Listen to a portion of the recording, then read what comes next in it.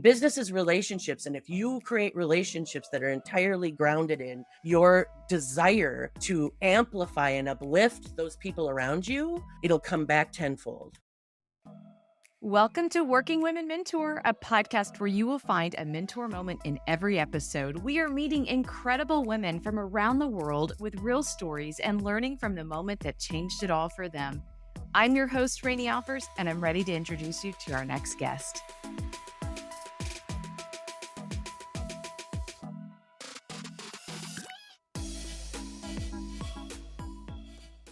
Hey everyone, welcome back to Working Women Mentor. We're on season 5, episode 2, and your guest today is Nancy Lyons. She is here with us to talk about everything in the workplace. She's inspiring us to do better, be better, and just show up. And who doesn't need that challenge some days? Every day is not perfect in a workplace or in life, but Nancy has a way of looking at things that I do believe will open our eyes. It opened my eyes. It gave me food for thought on how I show up, how I run my business, how to progressively think about adaptability, and change happens no matter what, no matter where we are. And Nancy is here today to just share her views on this, her mentor moments that are very inspiring. And I can tell you, we could have talked forever, as she's someone who I want to hear what she thinks about everything. Her first book was Interactive Project Management. She has built her company. She's the CEO of Clockwork.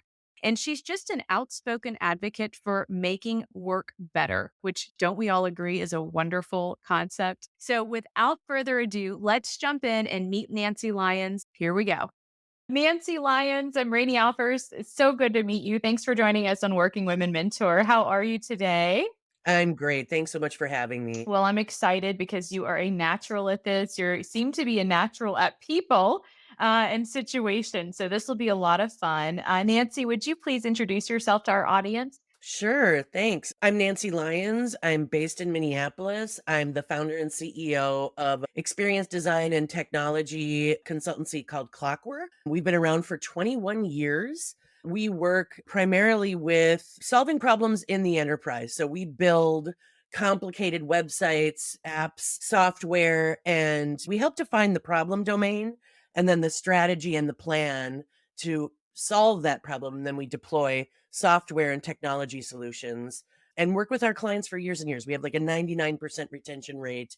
And we work with the likes of Optum and Ameriprise and Mercury Marine and some great Wells Fargo, great brands in the world. And we're super fortunate to do that. We also have a small studio that I founded called Tempo, and it works with startups and small and mid-sized businesses doing low code, no code, agile development. Oh. And then I'm an author. I've written books about people because I've been in the technology space so long that I see how technology impacts people and teams. And because we're a human centered organization, I sort of apply that human centered thinking to the books I write and the talks, the keynotes I do out in the world. So that's a much longer story than you probably anticipated, but that's the story. Oh my gosh, it's not even a story yet. That's we're just touching the surface, I think. How incredible. I mean, when you hear tech, you don't hear as much people in that, I think, and Mhm. so you have that balance of both. So I want to start with people. I'd love to know because you do focus on humans, how they interact, how that workplace is, how that enterprise is that you're helping.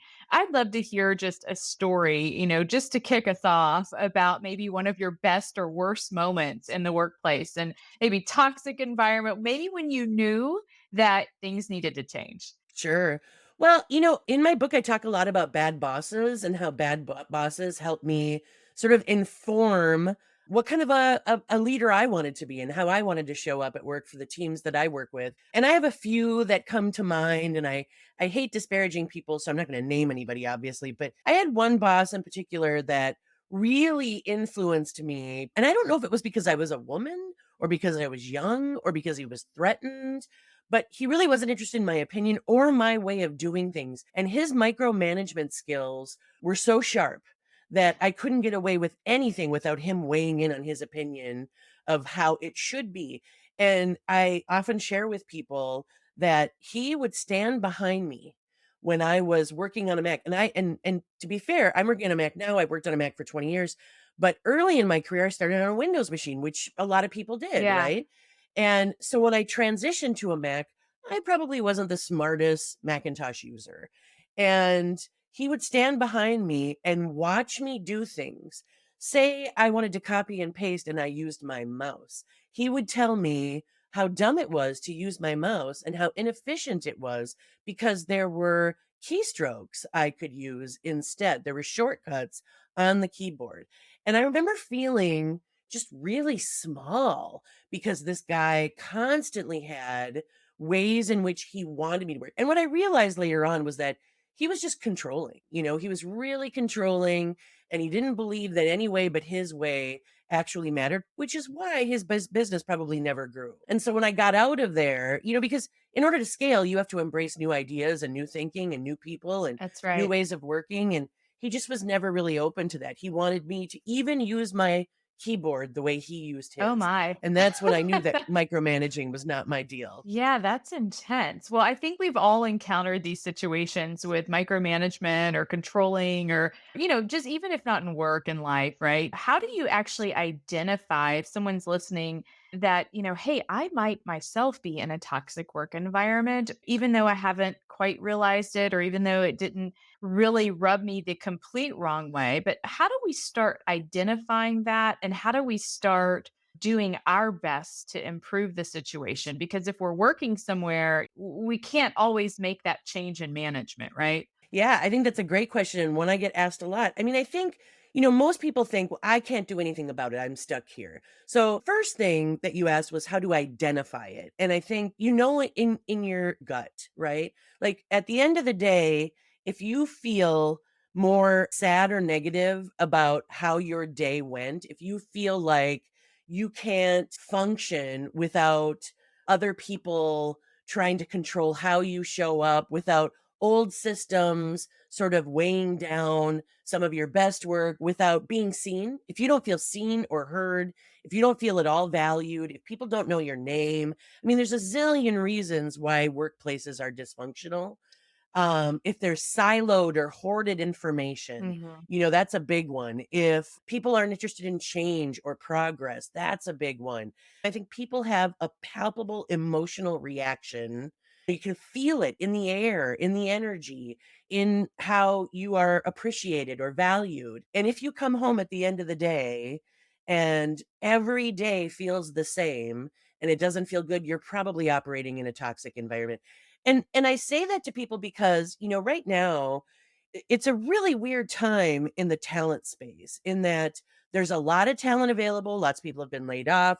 It's a rough time, and yet organizations are looking for really innovative team players, really interesting, exploratory, entrepreneurs. Mhm. And so there are jobs to be had, right? Right. And so I often tell people the first thing you have to do is take care of yourself and your psyche. And the way I phrase that is I often say, we were all bright-eyed and then work beat it out of us. Right? We fall into these lousy patterns because that's the environment we're in and we become a part of the environment rather than trying to pull those people out of that negativity. So I think identifying it is not hard. We all know if we're in a place that we aren't thriving. I think you gave us some good things to think about, though. A nice bullet point list, right? Of like, okay, do I feel that way when I get home? Am I thinking this way? Sometimes we have to do that mental check. So I'm curious what you'd say to the person right now from a workplace environment who is struggling with the idea of returning to the office because there's still offices that have the hybrid right now. They're not requiring the 5 days a week, but it is a concern. People have made major life changes. They've moved, they've done these things but they're very upset by it, right? The request to go back. How would you suggest we navigate that? Or what are your thoughts on it, Nancy? Well, I struggle with it too because what we all know is that we're better together. Collaborative time, all of that makes us better at our jobs. And humans need each other. We're discovering that more and more. But we're also struggling with this existential crisis that occurred as a result of what we experienced during the pandemic, which I think is not something that we should take lightly. And CEOs are making mistakes by saying, all right, everybody back. That's the way we're going to do it. We're going to snap back to what we were. And humans just don't do that, right? We have evolved as a result of this thing that we've experienced.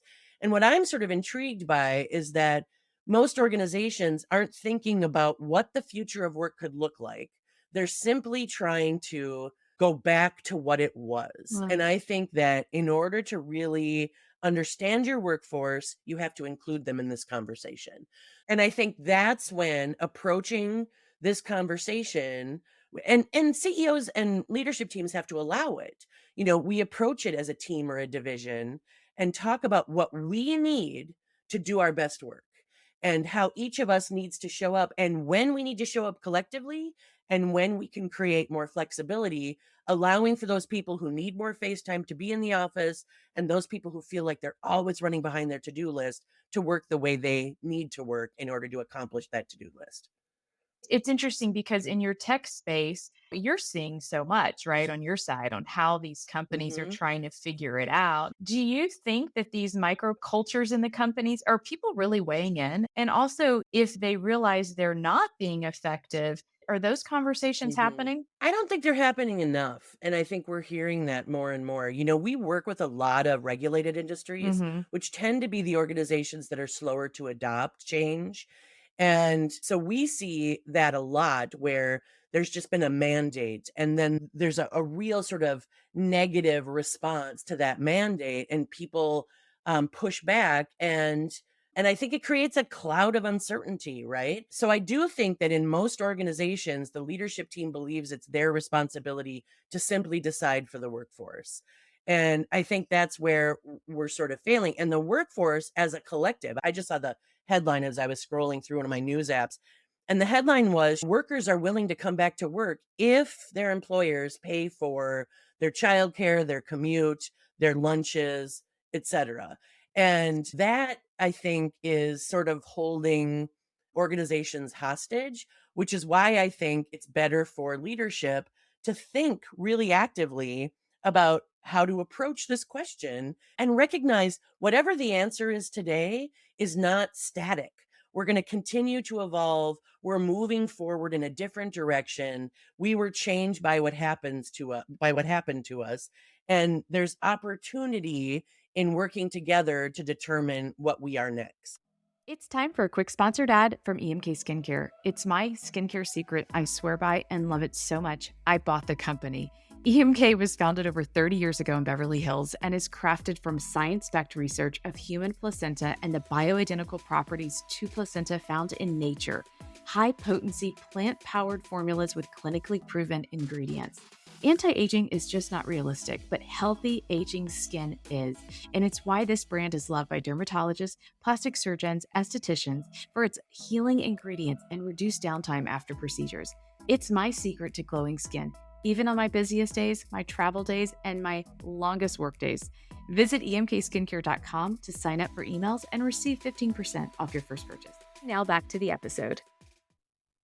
How would you view mentorship in 2024 when we think about it from the evolution of the workplace and how you're seeing it occur, and how maybe even it's changed mentorship through technology within a workplace? What does that Mhm. look like? What do you think it's Mhm. going to continue to evolve to be? Well, I think that what I'm seeing a lot of is reverse mentorship. And I think it's super effective in that, I participate in a program where I have a mentee and it's a program that was created by one of the big consultancy companies and they match us whether you're a leader inside of one of those large Fortune 5s or you're an entrepreneur, they're matching us with people who have interests in those qualities that you possess that help you navigate that environment. So I've had a mentee for a few years now, and what I recognize is the more formal our expectations are of each other, the less we are to show up for them because work and life and everything is so high pressure. So we've had to really create a more familiar, less formal rhythm between us so that we email more, we call more, we have spontaneous Zoom conversations versus we're going out to lunch for 2 hours on a Wednesday once a month. Yeah, and come with 10 Um, topics and be prepared and, exactly. yeah, like more of almost a coffee hour, if you will. "Hey, we're all gonna be Mhm. here. Come, bring what you have. We're gonna share." That's a little bit Mhm. more inviting, isn't it? Right, totally, totally. I was telling somebody yesterday, I got a recommendation from a mentee that I have, and for a person that applied for a job at my company. And I reached out to the hiring manager and I said, "Can we just please talk to this person?" And they were like, "Well, I'm not sure that person fits exactly what I'm looking for. Why do you want to?" And I said, "Well, I received a recommendation from a mentee." And as we got to talking, I said, "Mentee is not doesn't do this relationship justice because it's not like this is a young person. This is somebody who's been in this role for 20 years and not with me, but I mean in the role that they Right. work in their organization, super experienced, somebody I value as a peer who has just as much opportunity to teach me as I have to share information with them. And I think more and more, especially as the workforce is dealing with this weird moment in evolution, I think that reverse mentoring, that two-way mentoring is essential because our entire culture is about to get a smack in the head by Gen Z, right? Like as they take more control, we are going to recognize where we have held on to it, perhaps without reasons. We held on to control because in our lives, hierarchy was everything. And now I believe that agency subverts hierarchy, and it has to. It has to. And these people are coming into the workforce with more power, more debt, more concern, more interest in work life balance, but they're also coming in with more agency because that's how we know they're struggling with those things because they're saying it. So I do think that reverse mentoring, the two-way mentoring is critical. And that's the thing I noticed the I think most. so too. How do you see Gen Z stepping up to mentorship? I mean, from your observation. I don't know that it is something that is prioritized in the same way that it was in my generation. And I'm a Gen Xer, but I'm an old Gen Xer, right? Like I'm on the front end of that. And I think because we were still sort of believing a lot of the stories that we were told about how to work, that was something that was really important. I don't know that it's front of mind Mhm. for most Gen Z folks. Mhm. Perhaps that's entitlement. Perhaps that's we're a far more worldly culture. We know more. We have more information available to us. We have access to other people across the globe if we choose to reach out. So the formal mentoring programs are very different. Now, I participate in an LGBTQ mentoring program. Mhm. And as an older member of that, older, I'm grandma in internet years, so I feel like I have to say it. But as an older member of that community in the workforce, there are conversations to be had about how to bypass discrimination or show up for, depending on the situation, Right. difficult conversations. And so I do think that there's opportunity there. But I think mentoring in the way that we've always viewed it is evolving. And I think that's where Gen Z is going to show up to really influence what that looks like. Yeah, and I mean, as you said, with so much information out there, generations after them are used to. I mean, my son, for goodness sake, he's almost 12 years old, and YouTube is just where he learns so much, right? It's just that's where it's not even a question of where to. He doesn't even Google it, right? It's let me just go to YouTube and find it, and someone's done it, and they'll tell me how to do it, and I'll learn it. And that's how I know. We get a new board game, and he'll watch a video. He's like, "Okay, I got it." Okay, this is the learning style is a lot different too. So, how would you suggest in this workplace environment for women to really be open to seek out? If I'm in your office or if I'm in your culture, how would I go to Nancy and say, Nancy, I see that you're great at these things. I'm trying to get better at these things. You have a little time. I mean, is it as simple as that? Being open to it and being confident enough to reach out? Yeah, I mean, I think it absolutely is. And I know that what you just described would absolutely work for me. And I've certainly had people do that. While I own a small company, we work with very large organizations. We have a view into how they operate and where they function and where they don't. And we have many opportunities to appreciate the situation we're in, We right? sure do. Um, Hmm. and yet there are people who thrive in global organizations, who absolutely thrive, who love the challenge and the complexity of it. So I don't want to suggest that just because it's a small company that there aren't, really accessible humans inside of larger organizations that would totally respond to something like that.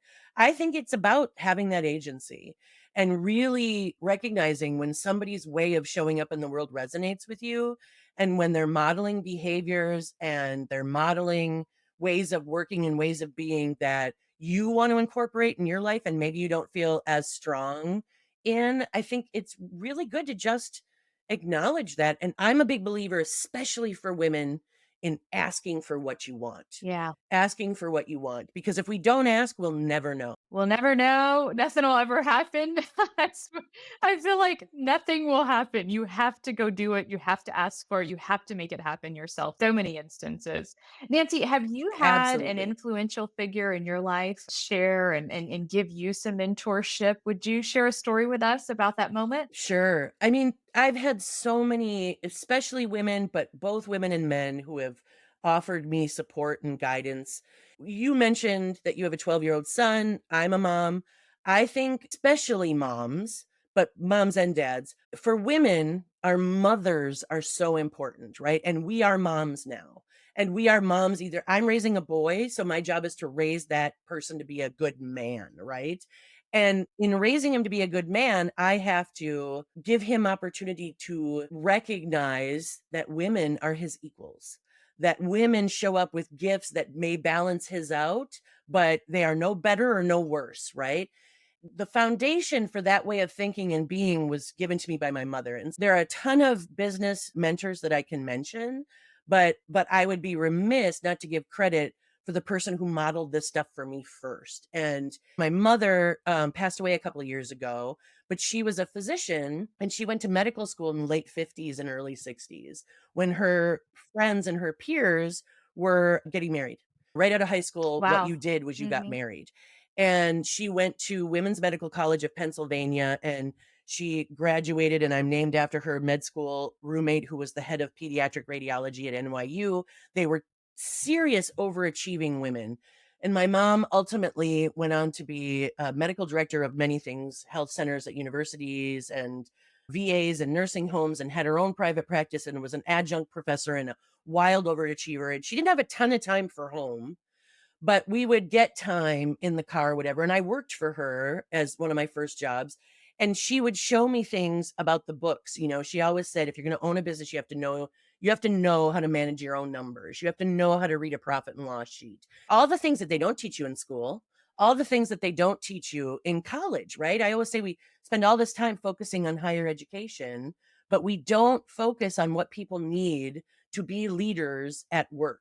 We teach them how to get papers in on time, but we don't teach them sort of the ethics of what it means to be a leader and the responsibility you have. And my mother was on the ground doing that for me. And in a time when physicians weren't so accessible, she was still making house calls. I saw how she treated people. One single thing I can share with you is when I was in high school, I worked in a town where a lot of the folks worked in mines and the mines would frequently shut down for whatever reason. And I watched my mother on a phone call one day where a father of a family had called her and said, and she had one of the largest practices in the Upper Peninsula of Michigan because she was one of the few women doctors. And so she had a massive practice and she still made time to talk to her people. And this guy said, "I don't know that I can pay my bill." And I remember her saying, "Well, you have geraniums in your greenhouse, don't you?" And he said, "Yeah." And she said, "Drop a few of those by and we'll call it even." And she did that all the time, right? She put people over profit and the profit came. The profit happened, but she didn't worship